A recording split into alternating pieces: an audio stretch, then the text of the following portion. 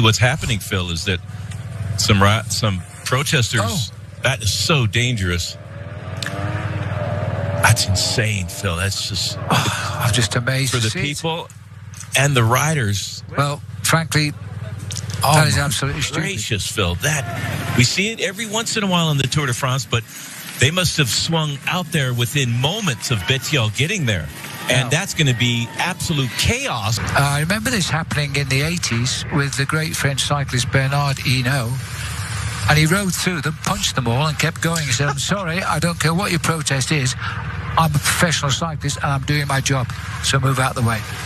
Oh, great history. He punched the activists and said, I'm a cyclist, move out of my way. Ooh, amazing. So, okay, what you see there are climate activists blocking one of the courses in the Tour de France in the French Alps. They super glued themselves to the road. They lit smoke bombs, red smoke bombs, to draw attention to the existential threat of climate change. This is not the first time the Tour de France, obviously, as that commentator relayed, has been used for to make a political statement. But there you go. The activists were sitting with their necks chained to one another, super glued to the street, and they were eventually dragged off the race by Tour officials. The climate activists are from the Dernier Renovation movement, Dernier Renovation. And said, since the government doesn't care about the climate crisis, we need to come and take over the Tour de France and refocus energy on what matters for our survival. We need to make our government react as they lead us to the slaughterhouse. Nonviolent disruption is our last chance to be heard and avoid the worst consequences of global warming. The Dernier Renovation group was responsible for an interruption at the French Open, the tennis tournament, when a protester jumped onto the court and tied herself to the net wearing a t-shirt that said, we have 1,028 days left. In the Tour protest, they were seen wearing shirts saying we have 989 days left.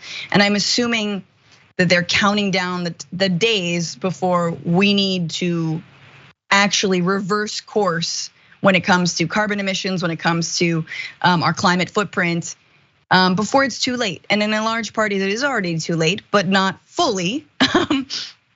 But yeah, Rick, thoughts on this and just the reaction from the commentators? Yeah, I mean, like, look, hearing outdatedness is interesting, because you're getting the perspective of someone who truly believes that sports were never political. Period. Like that's what he was saying. He would also be backing Trump, who said, get those SOBs off the field, when black football players knelt to say racism is bad and police brutality is bad. So that's what you're hearing. Yeah. When it comes to this, there's another group called Just Stop Oil, who has been participating in a lot of these protests as well.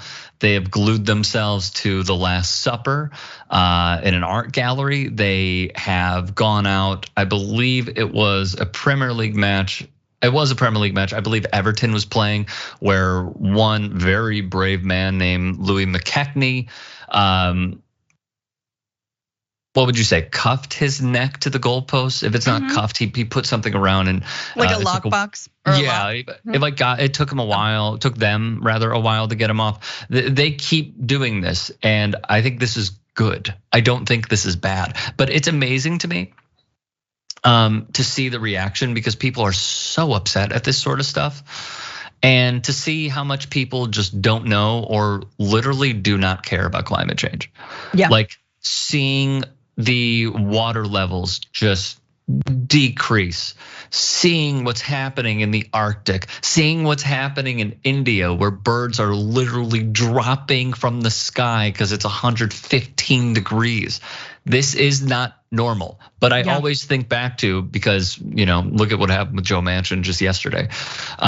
Thinking about what George Carlin said when he was talking about climate change. He's like, basically, Earth has been around for a while.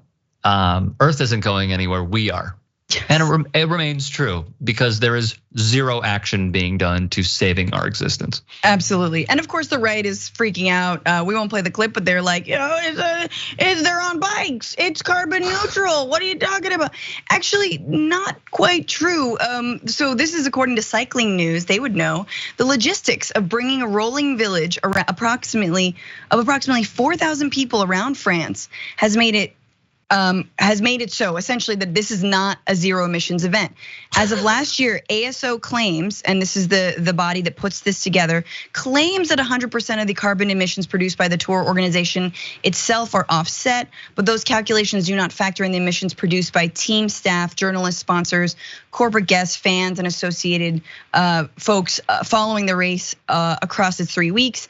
In 2021, when Quick-Step announced they'd become the World Tour's first carbon neutral team, they published a sobering calculation of the emissions they had needed to offset during the season. The estimated 1,288 tons of CO2 produced by the team in a year is equivalent to driving a car 179 times around the world, or making 539 return flights between Brussels and New York. Oh, wow. So yeah, yay biking, but everything that surrounds the Tour de France is not carbon neutral. And again, offsetting is like, we're gonna plant a tree somewhere maybe.